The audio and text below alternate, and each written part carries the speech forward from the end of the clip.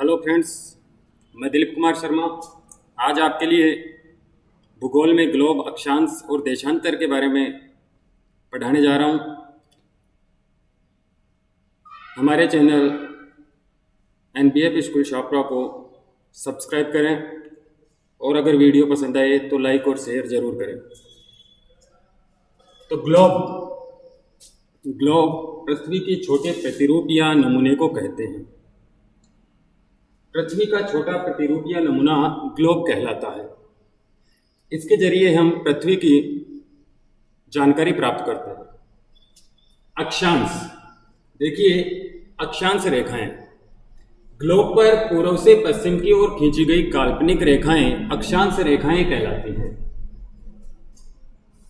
जब कभी भी हम नक्शा या ग्लोब का अध्ययन करते हैं तो ऊपर की तरफ होती है नॉर्थ, उत्तर दिशा, नीचे दक्षिण दिशा, दाहिने हाथ पर पूर्व दिशा ईस्ट और बाएं हाथ पर वेस्ट, पश्चिम दिशा।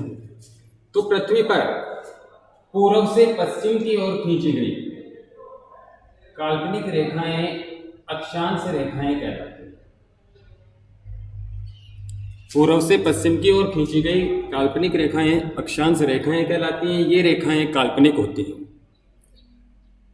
0 डिग्री अक्षांश रेखा को भूमध्य रेखा, विषुवत या मुख्य अक्षांश रेखा कहा जाता है। 0 डिग्री अक्षांश रेखा को भूमध्य रेखा, मुख्य अक्षांश रेखा या विषुवत रेखा कहा जाता है। ये सबसे बड़ा वृत्त भी होता है क्योंकि पृथ्वी बीच में से सबसे ज़्यादा गोल होती है। तो ये अक्षांश रेखाएं पृथ्वी के चारों ओर होती हैं, पृथ्वी के चारों ओर, इसलिए ये विषुवत वृत्त कहलाता है। अब देखते हैं अक्षांश रेखाओं के बारे में कुछ। 0 डिग्री अक्षांश रेखा पृथ्वी को 2 बराबर भागों में बांटती है। एक भाग इसके ऊपर वाला, उत्तर दिशा वाला, जिसे कहा जाता है उत्तरी गोलार्ध। उत्तरी दिशा वाले भाग को उत्तरी गोलार्ध कहते हैं।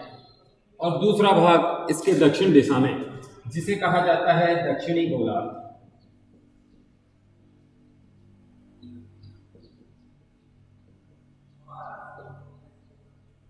भूमध्य रेखा के ऊपर वाला भाग उत्तरी गोलार्ध और नीचे वाला भाग दक्षिणी गोलार्ध।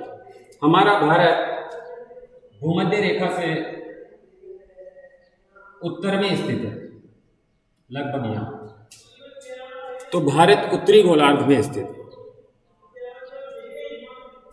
अब देखिए कुछ अक्षांश रेखाएं मुख्य होती हैं जिनका अध्ययन हम करेंगे।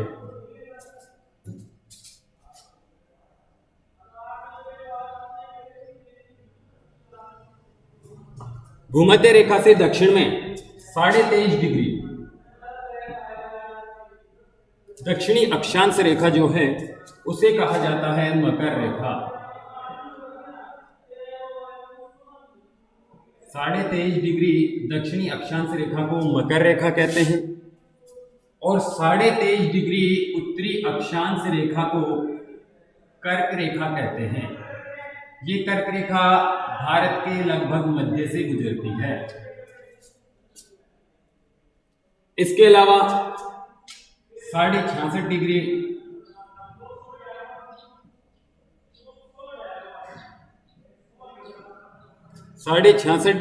दक्षिणी अक्षांश रेखा को अंटार्कटिक रेखा कहते हैं और 66.5 डिग्री उत्तरी अक्षांश रेखा को आर्कटिक रेखा कहते हैं। तो फ्रेंड्स, 0 डिग्री अक्षांश रेखा को भूमध्य रेखा कहा जाता है। इसके अलावा कुछ मुख्य अक्षांश रेखाएं हैं। 23.5 डिग्री उत्तरी अक्षांश रेखा को कर्क रेखा कहते हैं। 23.5 डिग्री दक्षिणी अक्षांश रेखा को मकर रेखा कहते हैं। इसके अलावा 66.5 डिग्री दक्षिणी अक्षांश रेखा अंटार्कटिक रेखा और 66.5 डिग्री उत्तरी अक्षांश रेखा आर्कटिक रेखा कहलाती है। भारत जिसके मध्य से कर्क रेखा गुजरती है तो भारत उत्तरी गोलार्ध में स्थित है। भूमध्य रेखा पृथ्वी को दो बराबर भागों में बांटती है। इसके उत्तर वाला भाग उत्तरी गोलार्ध और दक्षिण वाला भाग दक्षिणी गोलार्ध कहलाता है। अब देखते हैं अक्षांश रेखाओं की संख्या। तो देखिए, भूमध्य रेखा से उत्तर में 90 और भूमध्य रेखा से दक्षिण में 90,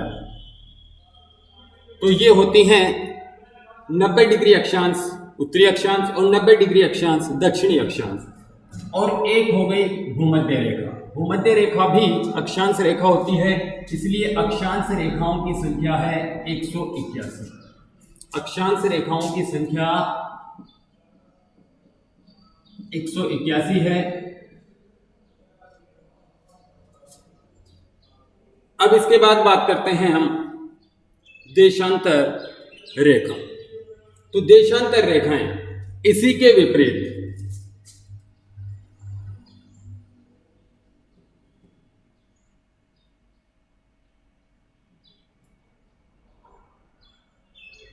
जो हमारी अक्षांश रेखाएं हैं पूर्व से पश्चिम, तो देशांतर रेखाएं उत्तर से दक्षिण खींची जाती हैं।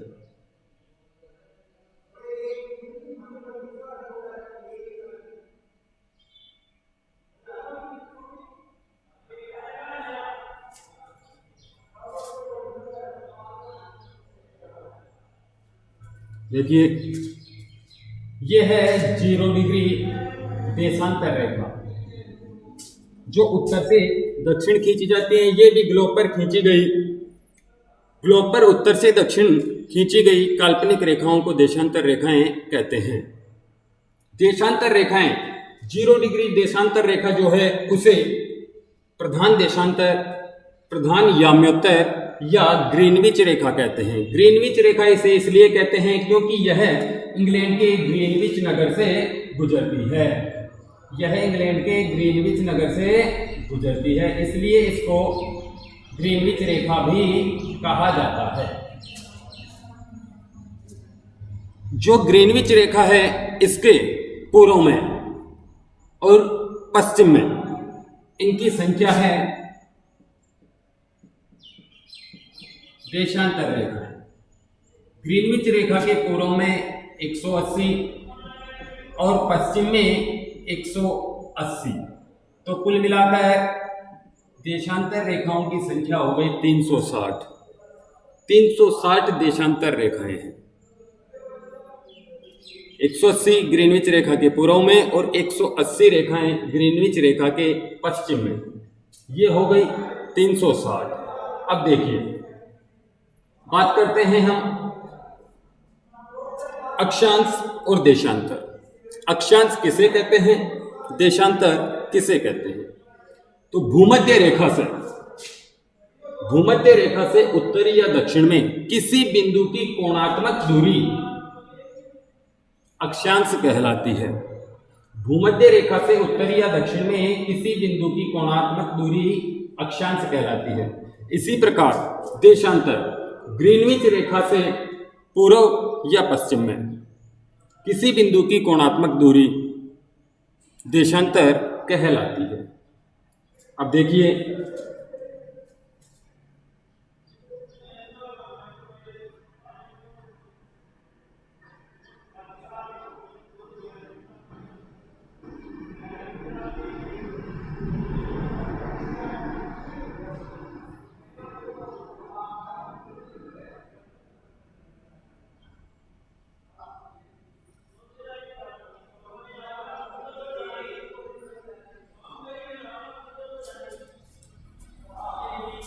भूमध्य रेखा से हर एक डिग्री पर 90 डिग्री तक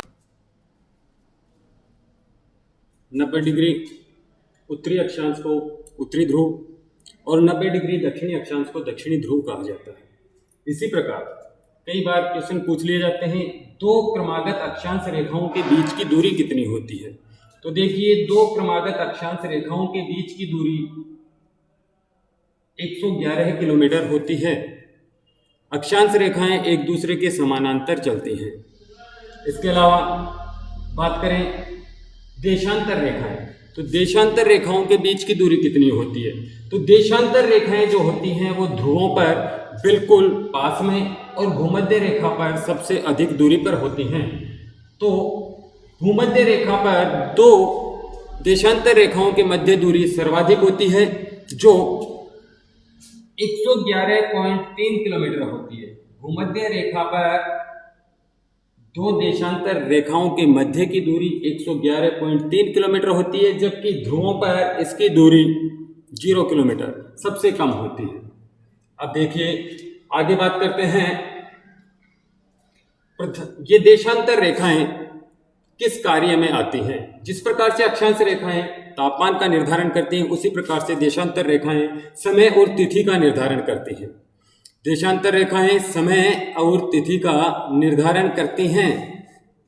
तो देखिए 0 डिग्री देशांतर रेखा, 0 डिग्री जो देशांतर रेखा है वो समय रेखा कहलाती है। ये समय का निर्धारण करती है। 1884 में वाशिंगटन में एक सम्मेलन हुआ जिसके अंदर 0 डिग्री देशांतर रेखा को विश्व की मानक समय रेखा माना गया। विश्व की मानक समय रेखा माना गया। इस प्रकार इसे प्रधान याम्योत्तर या मानक याम्योत्तर भी कहते हैं।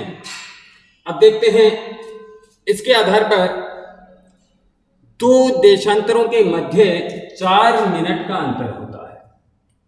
दो देशांतरों के मध्य 4 मिनट का अंतर होता है। अब हम भारत के समय की गणना करते हैं। भारत की मानक समय रेखा है 82.5 डिग्री पूर्वी देशांतर रेखा।